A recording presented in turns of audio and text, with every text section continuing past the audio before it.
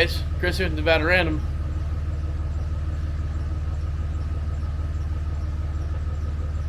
Yeah, we're gonna fix that today.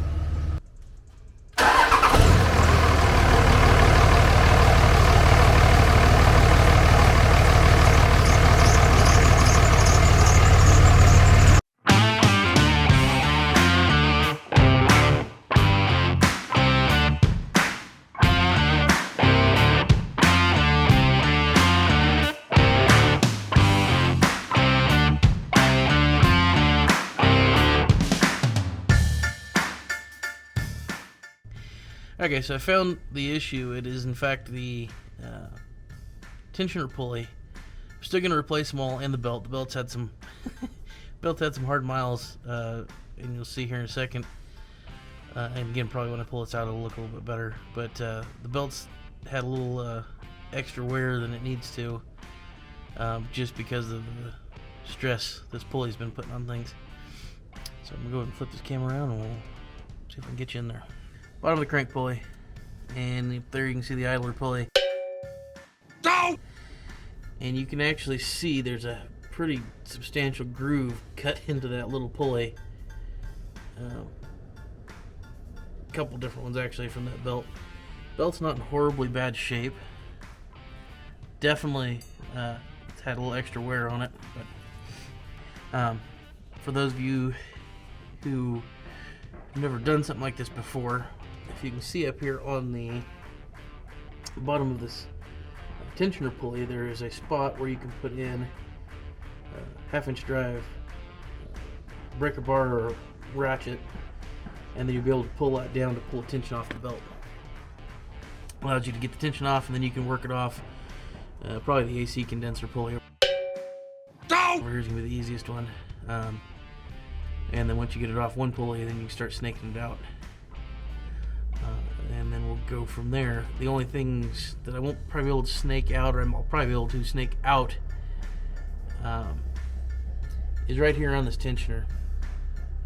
Because the way it's set up with the arm on the front, it's a little easier if you put your belt on around this before you put your tensioner in, and vice versa when you're taking it out. You know, if I wasn't changing this, I'd try to snake it in there between the block, but because I am going to change this, it's save some heartache and just put it in with it. So once you have that tensioner released, you get the belt loose.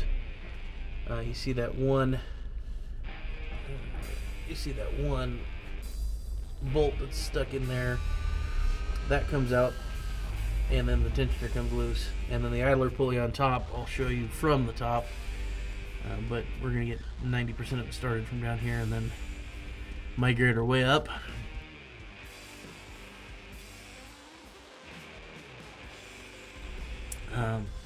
Going back to what I said, a lot of people, for some reason it says you got to take the fan out and all that other nonsense. I see no reason to take the fan out. I can reach most of the stuff. We'll see. We'll see if there's an additional cuss word or five as I'm going through it. But I see no reason. You can snake the belt around. You know, you just gotta use a little tactics, and you can get the belt snuck around everything. You know, and it's belt routing. Follow the diagram and. Don't be dumb. Don't try not to get grease on it. Now it's gonna get grease on it. It's in an engine bay, but I tried to start fresh and not. And I always try to clean any of these pulleys that look like they need, you know, a little extra cleaning. If they got some grease or dirt, you know, doesn't hurt. You're in here. You might as well clean it while you're here. Verdict on the truck right now. I've got the tensioner off and the idler pulley off, which we'll take a look at here in just one second. But as you saw in that video, there's a little drop of coolant coming down. And when in Rome, I'd rather change it now than change it somewhere in the middle of BFE. So I have a new water pump coming. It also, just like the kit, is a Gates brand. I used to sell auto parts. Gates is quality stuff. It's not OE stuff, but sometimes it's better. I know people will scream up and down, why aren't you using a Cummins water pump? Well, $150 difference. That's why I'm not using a Cummins water pump. And yeah, someplace probably has it cheaper. But nevertheless, got that coming for tomorrow. So we're gonna just button the beast up for today. No sense in putting stuff on to take it back off again tomorrow. Let's go over some of these parts here though. As we were talking about the difference between Gates and say Cummins brand, here's the Gates. Here's the new tensioner it's going to go in, and you can tell it's a pretty high quality little item. This over here is some Daco piece of stuff, and this thing is plastic. Here you can see that wear profile. Let me get against something with good contrast. Should be able to see the weird wear profile that thing has. It's plastic. Well, I mean, it lasted. Somebody just went cheap when they replaced it. This, not much plastic on this thing. Also weighs about twice as much, but that's why we drive a diesel. This, I think, is the OEM Dodge Cummins pulley, and there's a little slop to it, but I don't think that was the squeak. I think it was either this one, even though, yeah, I think it was that one. Could have been both, could have been either, or it's that water pump. But here's the Gates idler pulley, and it's beefy. I like the bearing. It's got a stouter bearing in it, bigger bearing, less rotation. And pulley itself, not like it matters, it's on the belt, but pulley itself has got a little more heft to it. Anyway, in case anyone was curious, now this was the Gates complete kit, which had everything including a greenback belt, which is their fleet grade belt. The belt that came off was actually a Gates too, and considering the abuse and squeaking it's been putting up with, you can still read the Gates. Couldn't read the model on it, but could still read the Gates logo on the back. Then the complete kits, they're nice because they come with everything, new bolts, ready to go. And like I said, that water pump will be here in the morning, and then we'll go through the fun of draining a bunch of brand new coolant and hopefully keeping it clean. Like we have a new drain pan, but we'll keep it clean and hopefully we can reuse it. If not, I keep a bunch of coolant on hand because I'm picky like that. So anyway, we're gonna get finished up here, and for you guys it's gonna be a couple seconds and we'll get back to work. For us it's gonna be whenever Amazon wants to drop a Prime truck by. So alright guys, and we're back. Kudos to Amazon for getting my water pump here earlier than I planned. I was planning on getting the truck a little bit more ready once I realized it was for sure going to be here today, but they showed up before I even got out to the garage. So let's get after it. Alright guys, and I probably could get away with doing it without it, but I'm going to go ahead and pull the airbox out just to give myself a little more room to get down in there. I still have enough room probably, but yeah, make it a little bit easier. So I'm going to go ahead and get this out of here, and there we go. So with that out, we have a little bit more access down there to the water pump.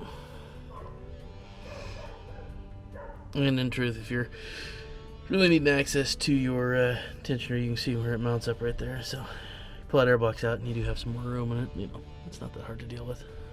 Water pumps and these things are ridiculously simple as far as their attachment. You have those two, I believe they're 10mm bolts. We'll get those out. Well, we'll get those out here in a second. First thing is we gotta drain some coolant out of the beast. Alright guys, and here we are underneath the radiator, and to drain it, there's a little petcock down here, driver's side. Turn it, we'll drain some out of this. I don't want to drain too much. I mean, I do have a whole bunch of new coolant, but this, I've already flushed the system. I think I already griped about it yesterday in the video, but I've already flushed the system, and it's pretty much all brand new coolant. It's been not even probably 10,000, 15,000 miles on it. So I'd like to reuse it. We'll see what it looks like, you know, because this is the low, well, in theory is the lowest point. It should be the lowest point. So if there's any sediment that's got in the system, it should come out here. Oh,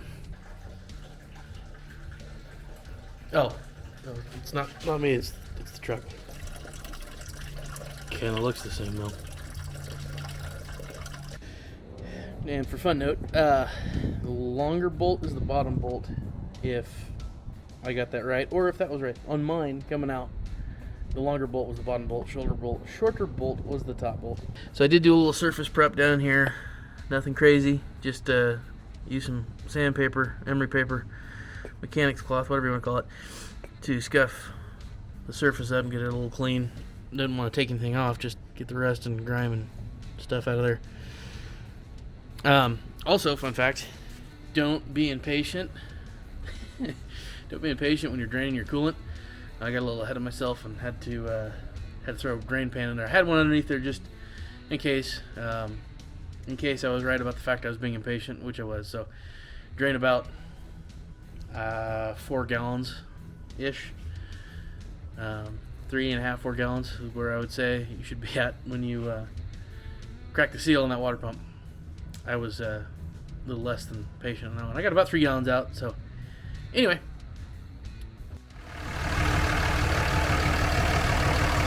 sweet sound of victory.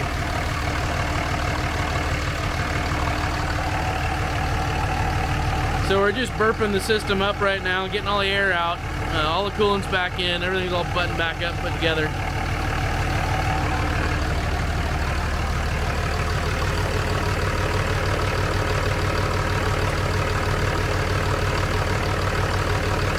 No more squeaking.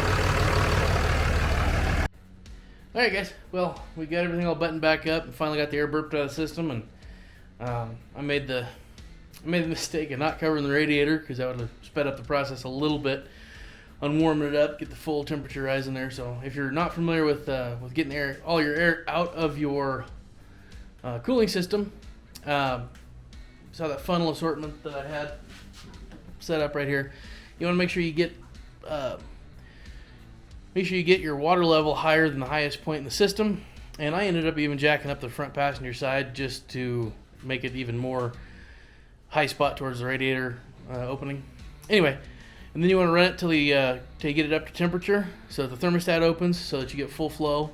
And then you also want to have your heater on, turn full blast, so that way the full coolant flow goes through everything.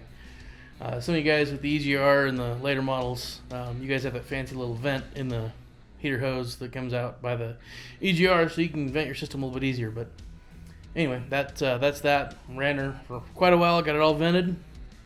No leaks, no squeaks. Looks like we're good to go.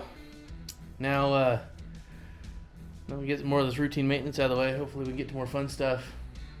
Anyhow, on that one, have a good one. We'll catch you next time.